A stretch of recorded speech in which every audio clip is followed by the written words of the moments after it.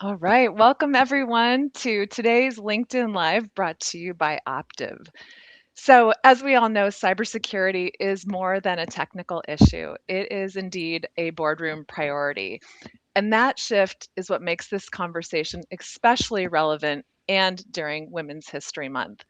Cybersecurity has evolved from something that once lived primarily inside IT to something that now sits squarely at the center of enterprise risk, corporate governance, and business strategy. But while the stakes have grown, representation hasn't kept pace. Women make up roughly 22% of the global cybersecurity workforce and only about 16% of chief information security officers at Fortune 500 companies. At the board level, we have seen some progress, but women still hold only about 30% of board seats in major US companies. So, today's conversation is really about two things. One, how cybersecurity leadership is evolving, and two, who gets a seat at the table as that evolution continues. So, I'm thrilled to be joined by two incredible leaders who represent both sides of that equation.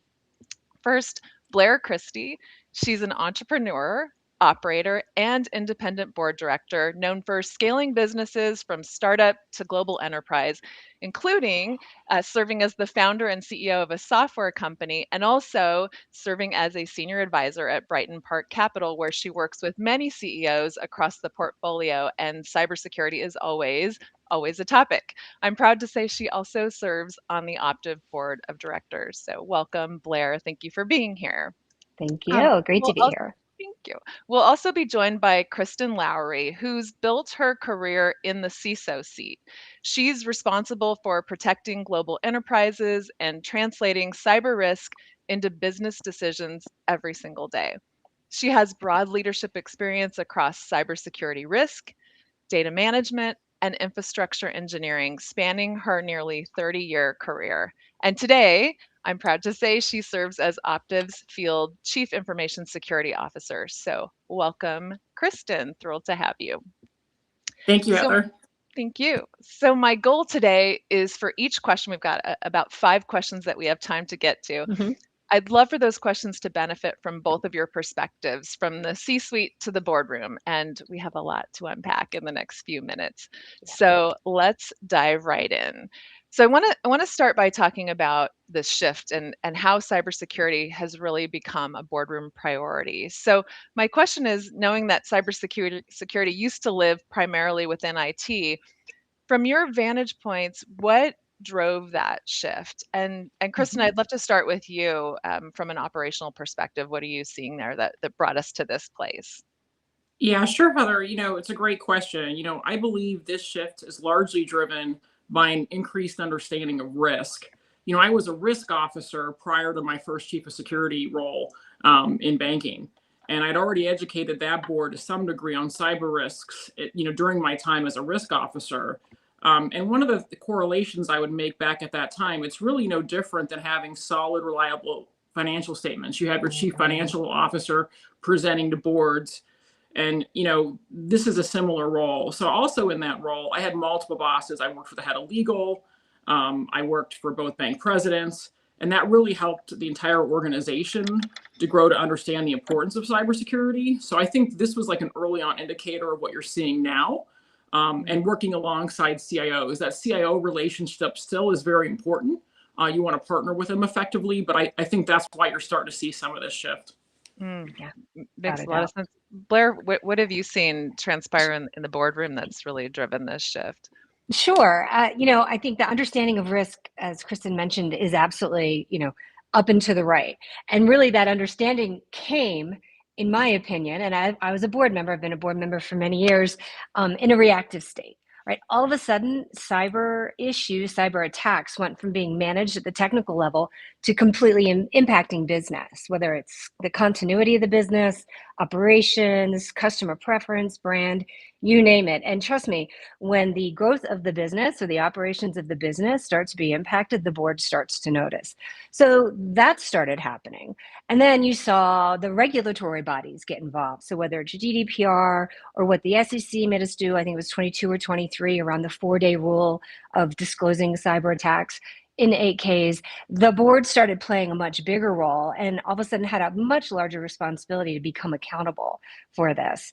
You could probably put a chart together of the number of cyber attacks and the board compliance kind of following and trailing. I'm hoping we're hitting a point now because frankly, investors won't have it.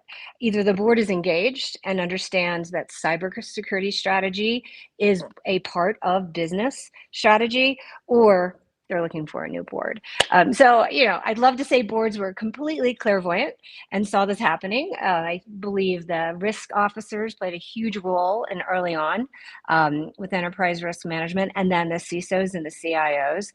But frankly, we had no choice. It impacted the brand, it impacted the business, and therefore the board needed to become much smarter and much more proactive on managing these issues. Absolutely, and it's so interesting. People say, everything that these boards have worked to build over decades can be destroyed in a matter of minutes. So One yeah, minute, 1 minute. right, Yes, 1 minute. absolutely. Yes, Yes.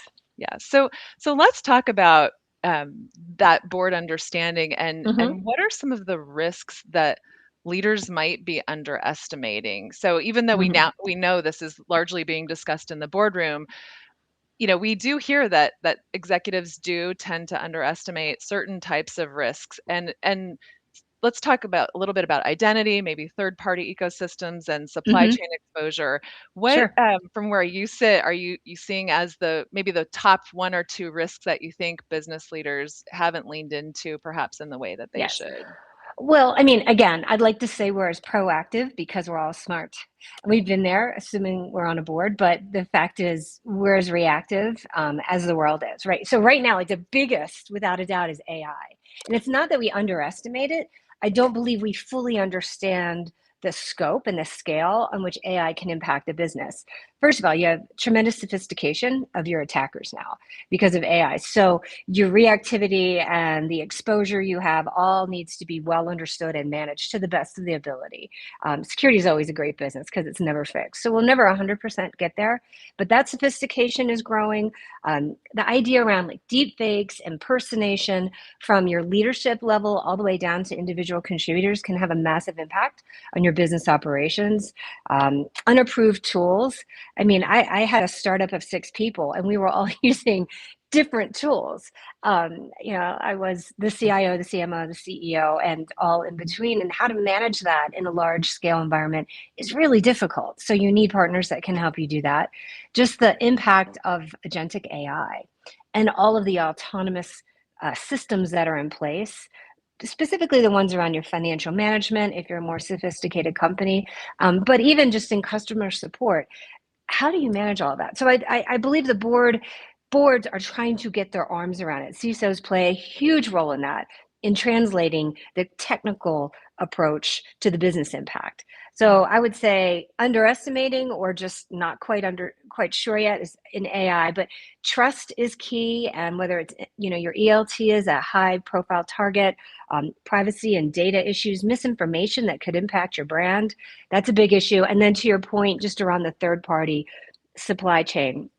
Again, I don't envy CIOs and CISOs because you want to be really innovative, particularly around AI. So you want to bring in new companies and startups, but you also have to balance that innovation with security. And so being able to manage that in your overall software supply chain and just your overall vendor management, what's happening at their end and how you can get into your company. I mean, it's all there, Heather. And the boards don't have a super easy button to push to figure it out. So being able to manage that and leaning on your CISOs to be able to explain exposure and impact, to be able to explain investment versus risk is really important. And I would say a bigger part of the conversations we're having today as well. Long answer, but No, there's no short answer to that one for sure. but it's gone are the days of passive board membership, Yeah, like what you just right. described is all in, 100%. all hands on Yeah, deck. right. Kristin, Blair mentioned, of course, that the reliance on the CISO to really help surface these risks and educate and keep pace with all of this craziness and the unknowns. What are you seeing in terms of where you've been really asked to lean in and help kind of elevate the understanding of risks within boards? Yeah, I think one thing that Blair brought up that was super important was the AI conversation. I don't, it's such a tough conversation, particularly with the deep fake. So I'd echo everything that she said there. Just this month alone, I think I've given 3 talks on AI and how it relates to security. So it's extremely popular out there. I would say the one that I think we in industry could do a better job on is quantum. I really try to, simplify that in terms people can understand. And even thinking about things like certificate management, right? People, that's part of quantum. That's early quantum prep. And if you're not doing that, you're probably having some outages. So that's one area that we're kind of getting into in some other areas. And a less sexy, less cool area that I think is really important right now is technical debt, particularly for bigger companies.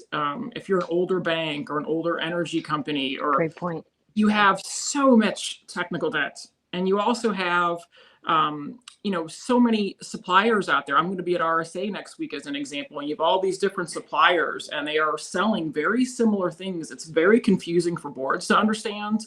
And so I think the CISO and the CIO's role is to really provide a good story of that, and pulling in partners like Optiv, right? That can help simplify that story and help them really get value out of the different suppliers. Because you're seeing massive convergence of data security. Think about how many data security suppliers that are out there right now. 5 years ago, much smaller listing. So those are some of the areas. And then just the last one, sorry, Heather, I'm throwing one more in there. I'm passionate about this topic like Blair, is OT-IT convergence. You come from the energy space. That's something that you really need to have control consistency on. It's very different when you have a control on the grid versus what you have in protecting your payroll system, but they need to have equally effective standards that are strong. So that's another key space that I'm also, getting requested to speak about quite a bit these days. Yeah. Really, really valuable insights there. And Kristin, I actually want to stay with you on this because you talked about just the important role that the CISO plays in engaging directly with the board. And I'm curious from your perspective, I'm sure that looks different depending on the CISO, depending on the organization, depending on the priorities of the board that you're engaging with. But what would you say makes for a really strong, trusted relationship between the CISO and the board? Yeah, I'm fortunate that I moved around a lot in different roles in my career. And I think that's really helped me in my board rapport and establishing trust, really putting like tech terms and cybersecurity terms in common language. You might have a new solution as an example that may reduce operational outages. That's going to cost the business real money and reputation, right? Putting things in layman's terms, I find that's very effective. And you want to have an active board. I was actually more concerned if the board wasn't asking questions, wasn't engaging. So I think it's really important to have your slides or whatever you're presenting as a basis. But it's important you have good dialogue. If you don't have that, I really think it doesn't really aid in the understanding. Most board members are pretty brilliant. They've had really great backgrounds. They know how to solve problems and they want to learn. So I think it's also scratching that itch a little bit. I found a lot of times board members later would want to just be better educated on these topics. And I think that's really good for whatever company you're serving. Yeah. And Blair, as the board member that is the recipient of that guidance, what has made for a great engagement with the board? Well, certainly exactly what Kristin said. Yeah. I am not going to be able to understand all of the technical explanation, but I certainly will understand how you're either growing the business or protecting the business. Because at the end of the day, that's it. It's one of two categories. So knowing that business, and the CISO being a business leader, I've always said to my team, even when I led marketing or business development, you're a business leader first and a domain expert second. So being able to articulate your strategy and how that supports the company's strategy is very, very important. And that's what the board is looking for. Today the SEC is proposing new regulation and compliance, suggesting, but if of course you don't do it, then it says something, that companies' boards talk about, 3 things: who and what body of the board is overseeing the cybersecurity strategy, or at least following it, guiding it, the process and the frequency in which you're being updated as a board member, and how boards consider cybersecurity strategy as part of their business strategy. They are asking or proposing that companies disclose this very specifically. So a technology committee or an audit committee, where does the ultimate responsibility at the board level sit for this particular topic. And so the boards are going to need the CISOs more than ever to be able to help them through that. Not just to do the right thing, but to be ahead of the game.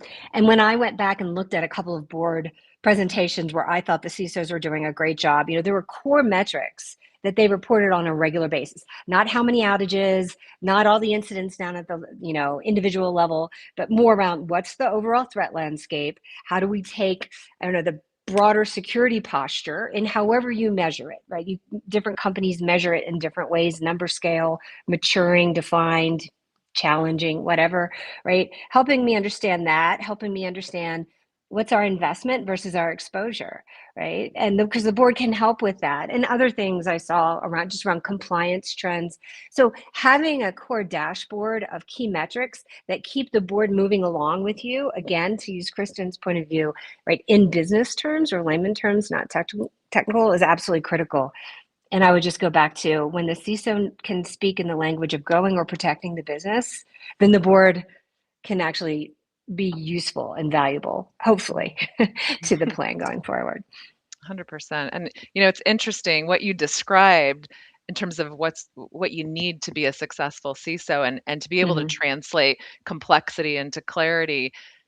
I'm sure requires a much different skill set now than perhaps early days when it was more of a technical type role.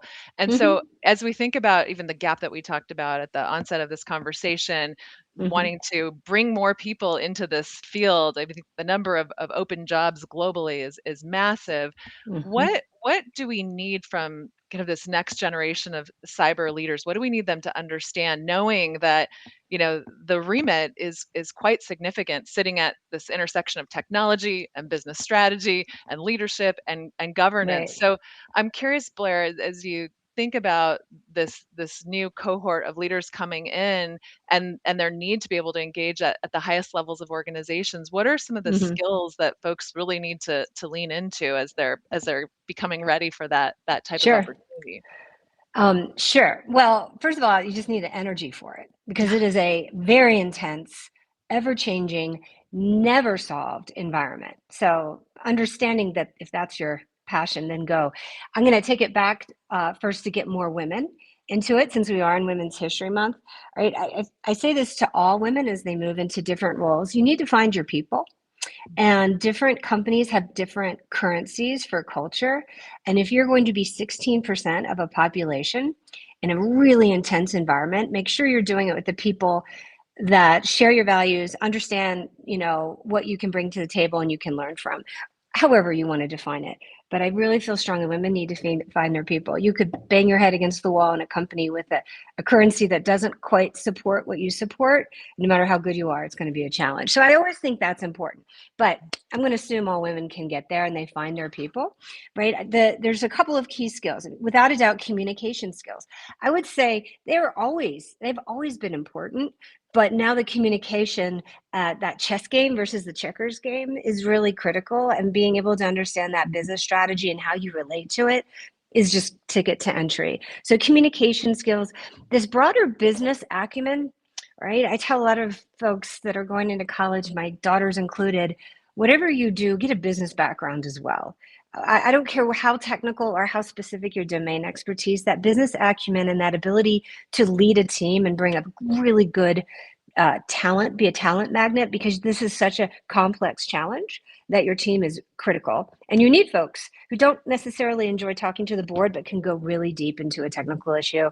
I would say understand your own risk profile and being able to take risks, because in cyber today, status quo doesn't work and you have to put yourself out there. And so that's going to be really important. And then finally, just being an expert in cyber. I mean, Kristin was talking earlier, she's probably speaking, I don't know how many times, but let's just say more days than in the month.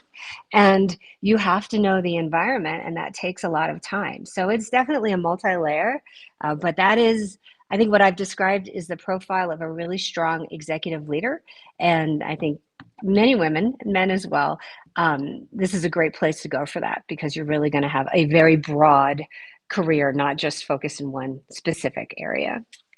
I love that. And there isn't a company on the planet that isn't thinking about cyber, or if they aren't, they're in Exactly. trouble. Exactly. It's interesting. I Exactly. talk to a lot of students, especially folks that are graduating with degrees in communications or marketing, and they're exploring career paths. And, people get excited about some of these fields like entertainment. And then I talk to them about cyber, and they're like, huh, I never thought about that. But exactly as you Huge said, impact. communications being a core skill set it's huge. Hmm. And ultimately, we are in the brand protection business as For well. sure. So Hmm. it's fun to see that that's opening up folks who might not have historically thought about a career in cyber.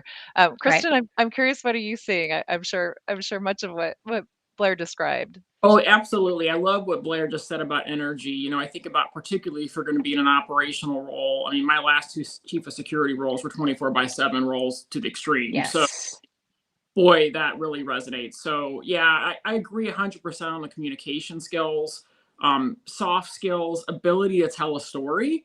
People don't remember details, but they remember outcomes and stories. So that's another key thing, I think. It's interesting. We all were talking about some of our kids. My son is studying computer science and AI right now. And I gave him the same advice, Heather. I said, make sure you get a business. I have a business degree as well. And Yeah. I said, it'll really help you because then you can articulate what that brand you're trying to protect. And so Mhm. he's actually listened to my advice. So as a mom, that's a win. Wow. Um, That is a win. so he's studying that, and I think that's super critical because when I started my career, I ended up in this field by accident, but I used to make trades with other engineers because I didn't mind describing what we were doing and why we were doing it. And so they would help me troubleshoot, and they'd say, "Kristin, you write it up." But that's helped me the rest of my career, was that ability to communicate something that was technically difficult in a more easy to understand type fashion. So communications is just super critical. And I just think having that energy and that curiosity, because you're going to be solving new problems all the time. So just always being a little bit intellectually curious too is helpful. Mm, I Definitely. love that.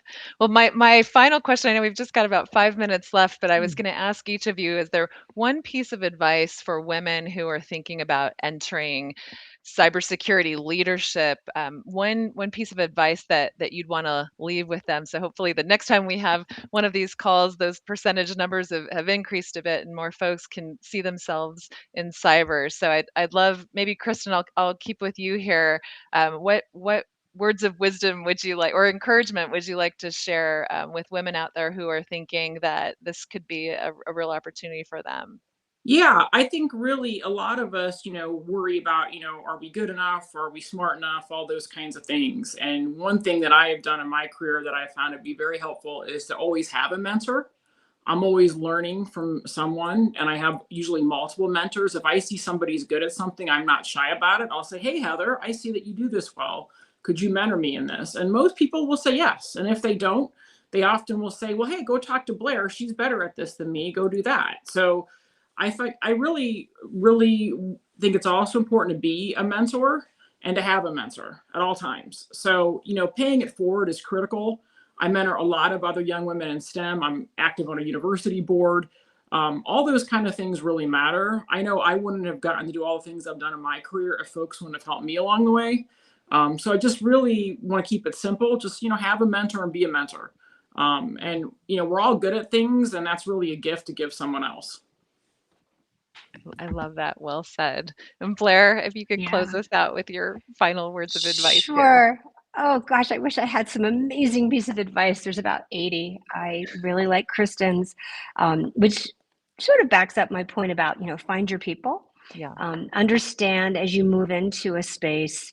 Um, I hate to get all soft because I know cyber is so very specific and technical, but really making sure that your values and how you want to work and how you want to learn is simpatico with the companies you're going into. It's really important when you are one of few.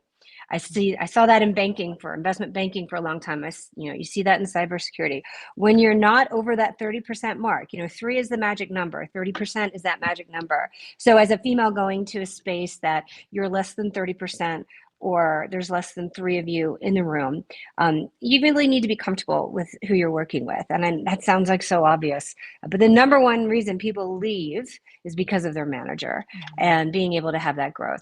I would also suggest to women who maybe you don't know what you want to do, or as I found, right, you do everything and learn what you don't like as well as what you do. Cyber is wide open, and there's such a lack of qualified individuals in this space that your opportunity is significant. And the early jobs may not be the broadest ones, or you might not see the whole of the business. But I would recommend really getting deep into it and becoming the broad leader like a Kristin and many of the others who are CISOs, who risk leaders. It could bring you to a broad set of opportunities that you probably cannot even envision today. So to echo Kristin for the third time, don't be afraid of what cyber can bring. I think actually it's not just a technical or STEM. I think there's a lot of business and application of common sense and development that is required. And so going into it today is very different than before, and keeping your mind wide open is really critical once you find your people. Love it. Well, thank you both so much. This has been such an uplifting and inspiring and jam-packed 30 minutes. I wish we had another 30 minutes to keep the conversation going, but just really thank you. Thank you. Thanks to everyone who has joined. Conversations like this really do help us bridge the gap. And I think, as we talked about, we're seeing progress in representation, but progress requires intention from companies, from boards, from leaders, from all of you. Yeah, So for sure. thank you again for sharing your insights, and thank you to everyone who joined us. You can connect with us at optiv.com to learn more about our solutions to simplify cybersecurity. And of course, for more insights, please subscribe to our LinkedIn newsletter, and we will catch you at the next event. Thanks, everybody. Thank Thank you. you. Thanks so much.